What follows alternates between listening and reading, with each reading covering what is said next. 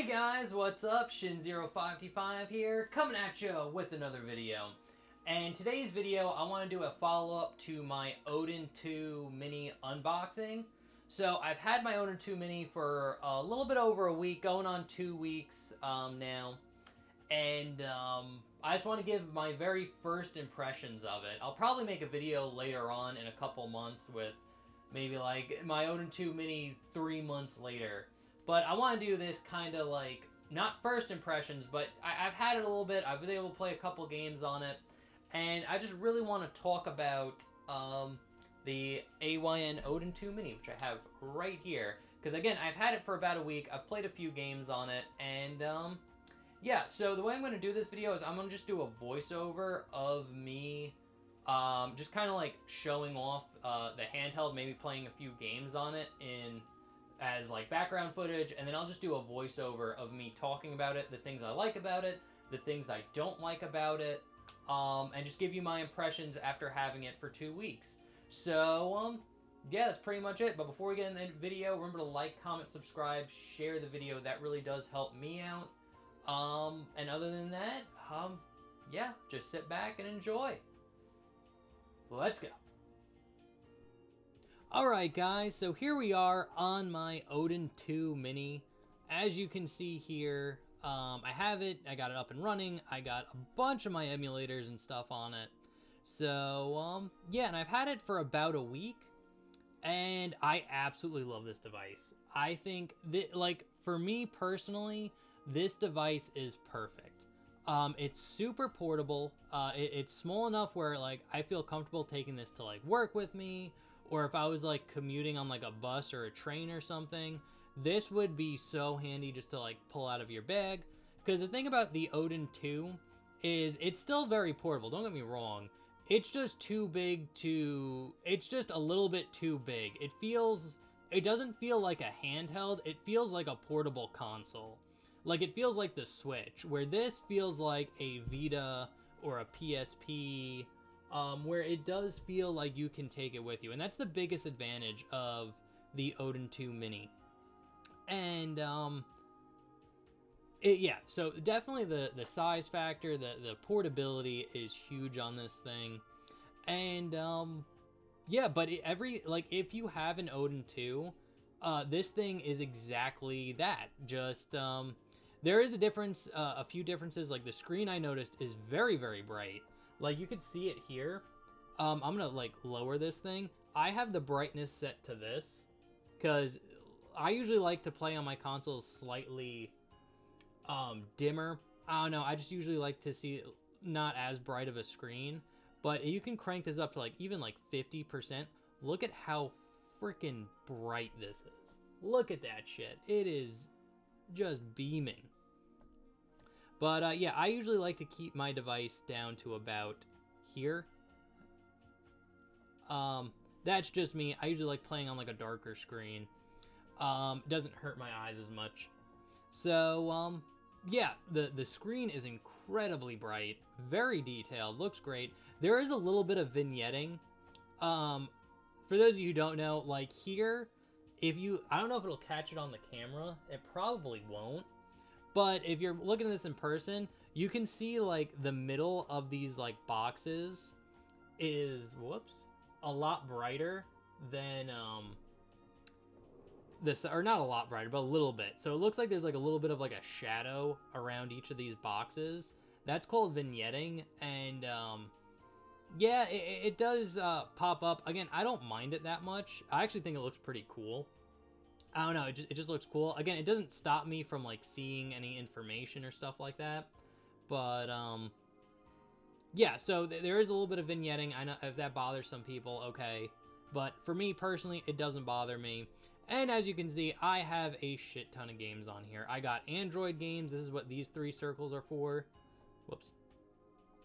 I got Street Rage 4, Mega Man X Dive Offline, Disney Speedstorm, Genshin Impact, Forgotten Memories, and of course I got my Sonic games, Sonic 1, 2, CD, and Sonic 4, and then, and then we got the Final Fantasy games, Final Fantasy 7, 8, 9. Quintessential games to have on a handheld. So yeah, those are all good. And then we have the Switch emulators right here, and I'll actually show off the Switch games that I have. I have quite a bit. Some of the games do act a little glitchy. Assassin's Creed is very glitchy, unfortunately. I actually might delete that one. But pretty much all the games you see on here run pretty much fine. There's really, well, except Super Princess Peach. I might get rid of that one too. That one doesn't work that well. But other than that, the rest of these games pretty much work great. There are some visual glitches, like weird shadowing and stuff like that. But that's just because it's on an emulator.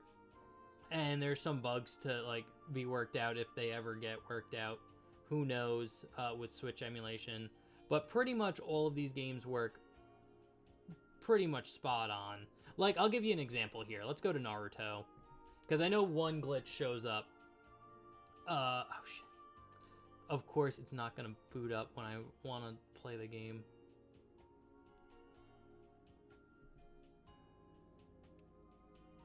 Again, this is like recording curse. Like when you're recording something, of course everything's going to go bad.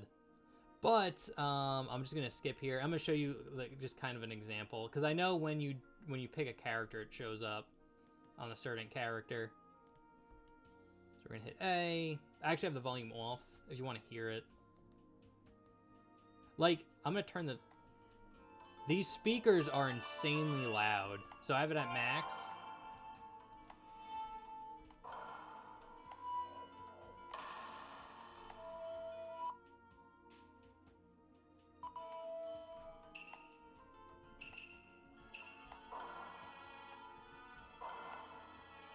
Alright, I'm going to turn the speakers down. But yeah, you can hear how loud it is. So, but here's what I'm saying. If you look at, like, Sai right here, you can see his face is, like, freaking out a little bit. But, again, just small visual glitches. Nothing too bad. But if I pick, like, I don't know, Sage Mode Naruto, Jiraiya, and then Jiraiya again, and then just Naruto, Sasuke, Sakura, and we just kind of go into a battle, you're going to see the game's going to play fine. Because I've been playing this quite a bit. Because I genuinely do like the Storm games. But yeah, as you can see, the game plays fine. Boom, boom, boom. I love the cancel in this game. It's so good. So yeah, as you can see, the game's playing fine. It works.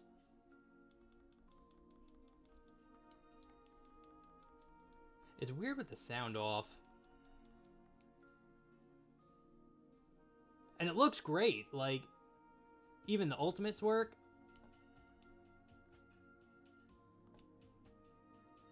Rasen Shuriken.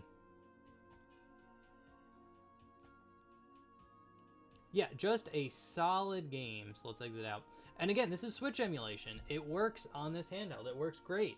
And most of these games, I can personally say, work fine for my knowledge. I haven't beat every single one of these, but Hyrule Warriors works, My Hero Academia 2, Naruto, Pokemon Snap.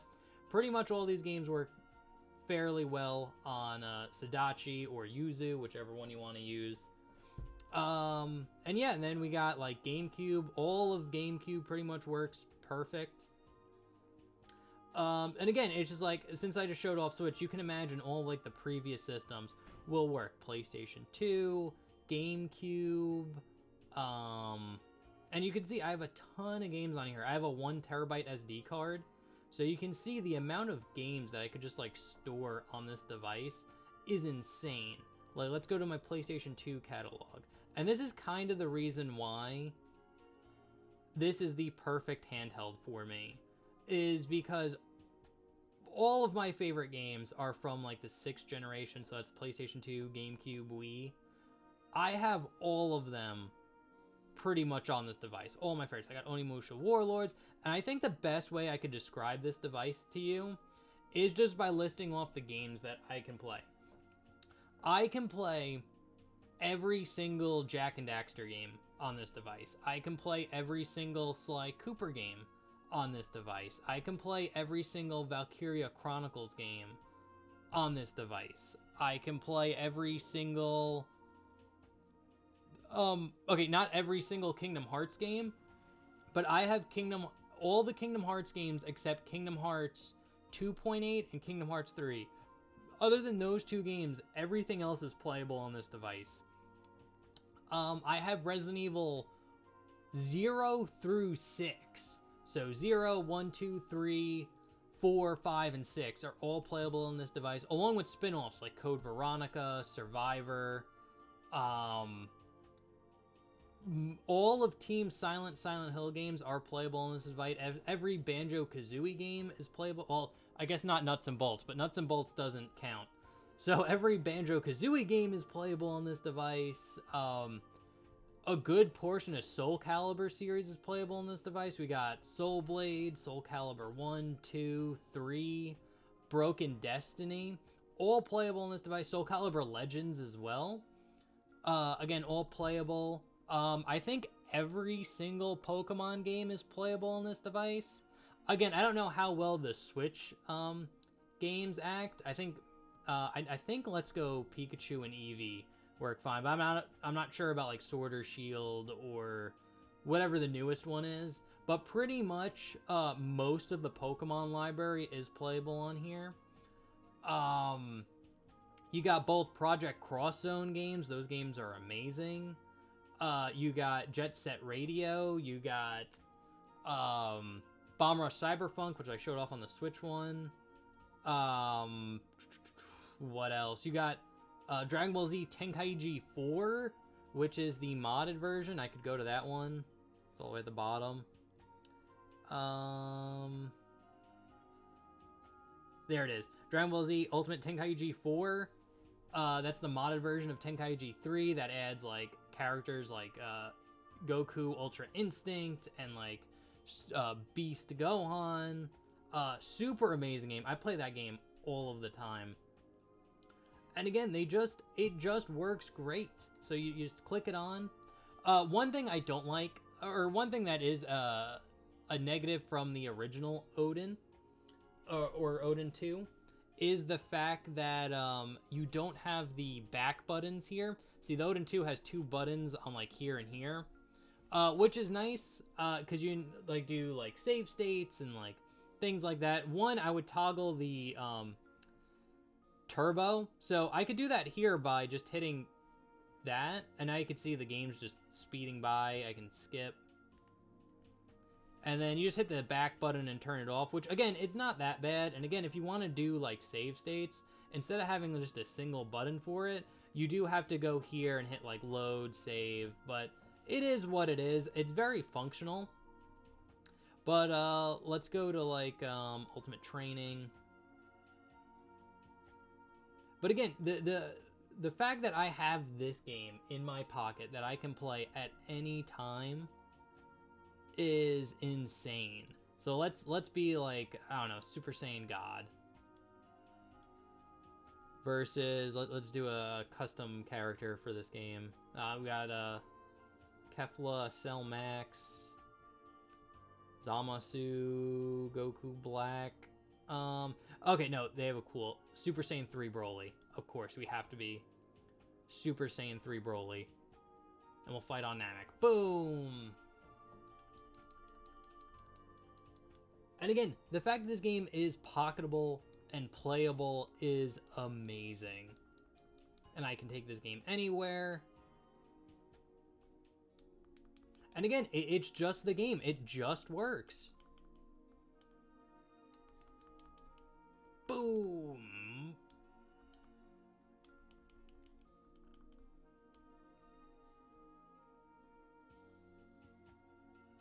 Divine Kamehameha, boom. And again, this game works like flawlessly. A lot of the PlayStation 2 library works really well. They pretty much got the emulator good. Or at least all the games that I would really want to play work fine, in my opinion. Let's try that again. This game has custom moves. So again, if any of what I said interests you at all, like, I'll just do one ultimate. Because why not? If anything that I said in this video interests you at all, if the games that I talked about are games that you would want to play, I highly recommend getting the AYN Odin 2 Mini, or even the AYN Odin 2 if you want like a slightly bigger one. But the Odin 2 in general is just such an amazing handheld. It's pretty much the handheld that I dreamed of when I was a kid. I always imagined like having a handheld or something that could play just everything. Just my entire game library, and this is pretty much it.